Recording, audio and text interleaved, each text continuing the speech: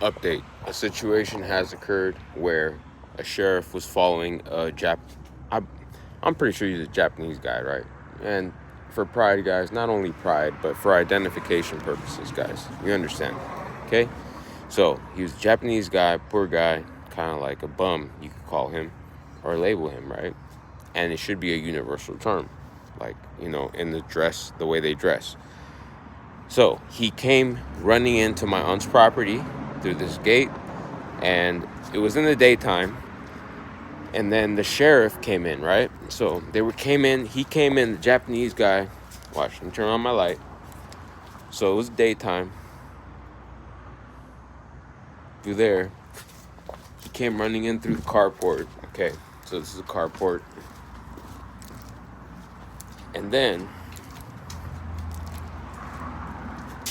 so basically, like right here, guys, at this point right here, the Japanese guy kept on running right here onto the grass. Okay, sheriff was following him, or not the sheriff, but the deputy was following him, and I was stepping outside right here. Okay, so I was coming outside from inside of my Aunt Gloria's house, and from the backyard, and out here, stepping out here in the line of fire of the police officer and the Japanese guy.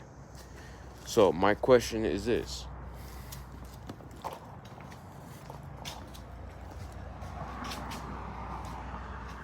if that was my Aunt Gloria and he would have fired a shot, that would have been a correct call on my end. I would have had no problem with that.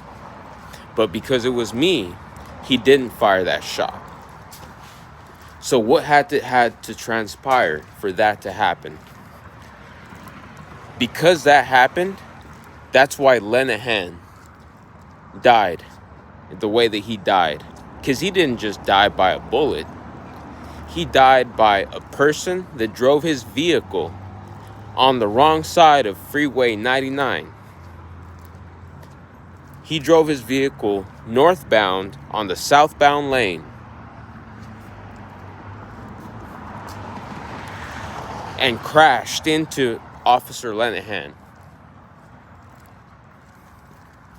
So again, ladies and gentlemen, if that officer would have found my Aunt Gloria there in my position, he would have fired a shot, and I would have not cared a bit. I would have been happy he killed her.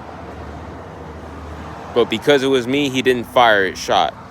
And so that's the guilt that he has. So I'm here, and this is my YouTube channel. I'm always here.